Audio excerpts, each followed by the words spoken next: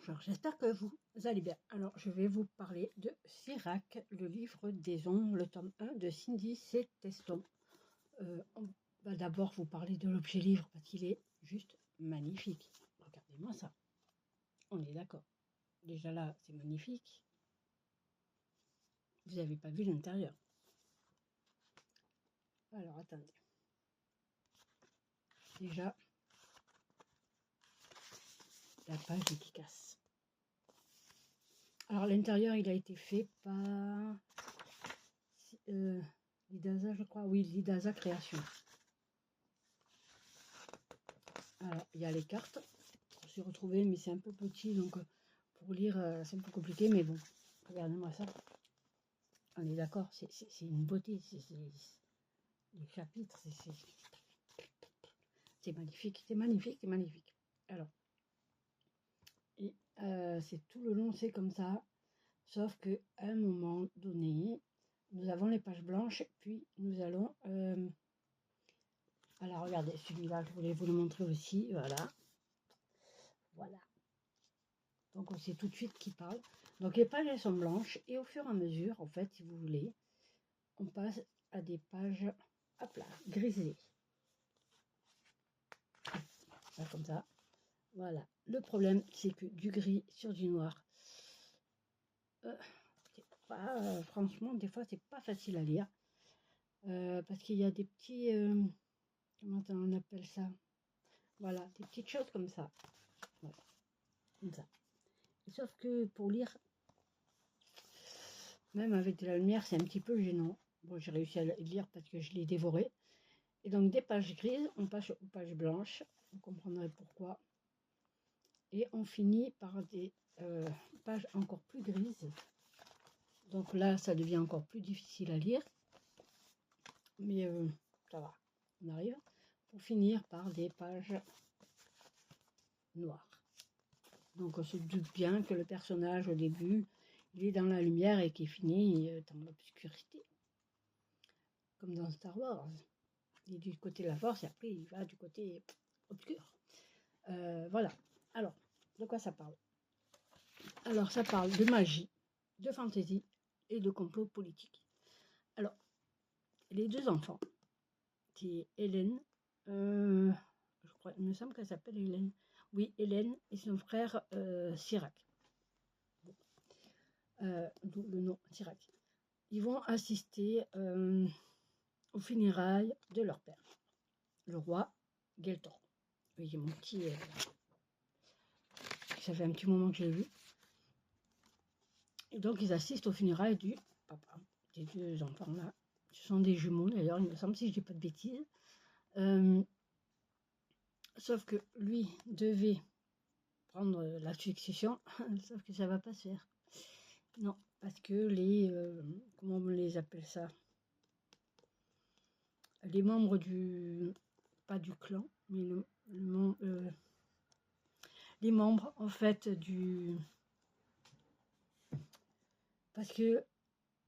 du conseil, on va dire, voilà, les membres du conseil, comme il ne peut pas utiliser sa magie, eh ben, il ne peut pas être roi. Alors que sa sœur, oui, elle peut utiliser sa magie, mais elle ne peut pas prétendre au trône parce que c'est une femme. Voilà, voilà. Et aussi parce que c'est le premier-né, il me semble. Donc, pas très sympathique tout ça. Donc, à un moment donné, il va péter un câble. Ce qu'on peut comprendre, puisque, vu de sa naissance, il est censé prendre le trône, que ça plaise ou pas. Sauf qu'il va trouver un grimoire. Et ce grimoire, il est spécial. Parce que petit à petit, en fait, il va virer. Ce n'est pas à cause du grimoire, c'est à cause de ce qu'il entend. On pourrait même croire qu'il est schizophrène, le garçon. Il va entendre des voix qui vont lui dire « fais ci, fais ça, ne te laisse pas faire, prends ce qui te revient de droit, etc. etc. » Et il va vraiment partir du mauvais côté, donc partir du côté obscur, du côté de la magie noire, puisque sa sœur, elle, c'est plus magie blanche et tout ça. Alors quand il est très possessif envers sa sœur. Et quand elle va vouloir se marier, lui, il va péter un câble et ça va être la débandade, il va tuer tout le monde. Il en a rien à foutre, il y va, il tue tout le monde. puisque de toute façon, il n'a plus rien à perdre. Mais il garde quand même un côté humain avec sa sœur, parce que à la fin, on s'en rend compte que même s'il a ce côté sombre, il aime sa sœur. Et il veut pas lui faire du mal. Donc, et en fait, dans cette histoire, je vais pas tout vous raconter parce que sinon c'est pas drôle, il faut vraiment le lire. Il se passe tellement de choses qu'à un moment donné, vous avez envie de dire quand c'est que ça s'arrête, quand c'est qu'il y a une pause, une toute petite pause, parce que on sent qu'on est pris à la gorge là, mais c'est une histoire que j'ai dévorée d'un seul coup et ça a été un coup de cœur quoi. J'ai hâte de savoir la suite parce que en fait, ce que j'ai appris plus tard, c'est que les livres sont indépendants les uns des autres. Donc on peut lire celui-ci et lire la suite avant. Ça ne gêne pas la lecture. Mais moi j'aime bien suivre dans l'ordre. Donc celui-ci c'est le tome 1. Moi je me suis régalée. Il y a 3 tomes. Donc c'est une trilogie. Puis moi j'ai craqué pour le livre objet quoi. Il est juste mais il est magnifique quoi. J'ai craqué complètement dessus. Voilà. C'est magnifique. Il faut savoir qu'elle aura de l'aide. Parce que certains, au bout d'un moment, il va prendre le pouvoir et il va décréter que il y a des choses qui seront... il faudra tuer certaines personnes. Donc ces personnes-là se cachent. Forcément, sinon, voilà.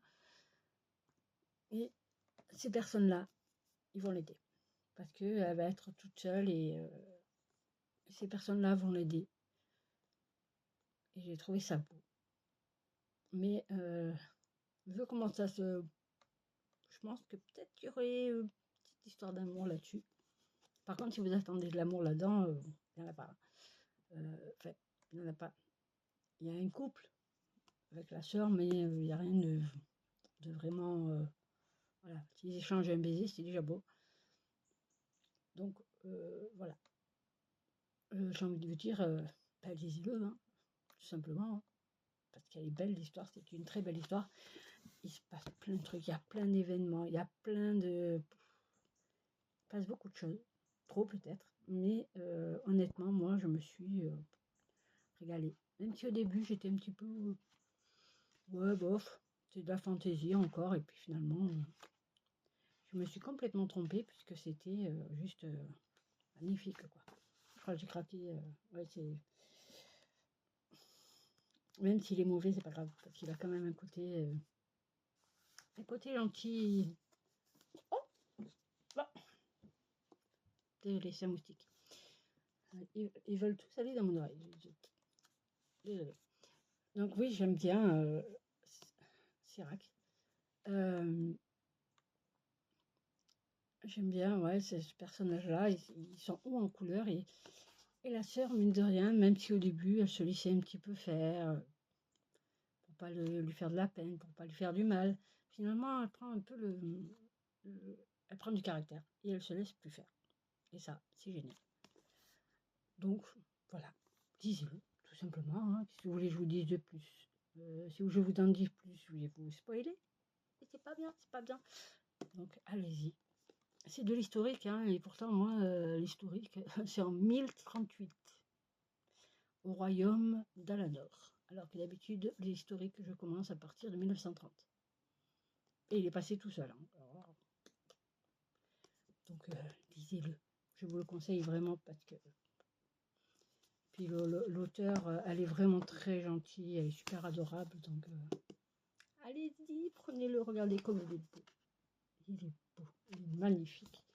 Lidaza a fait un travail excellent là-dessus, même si des fois, sur du gris, on a un petit peu de mal à lire, mais ça passe.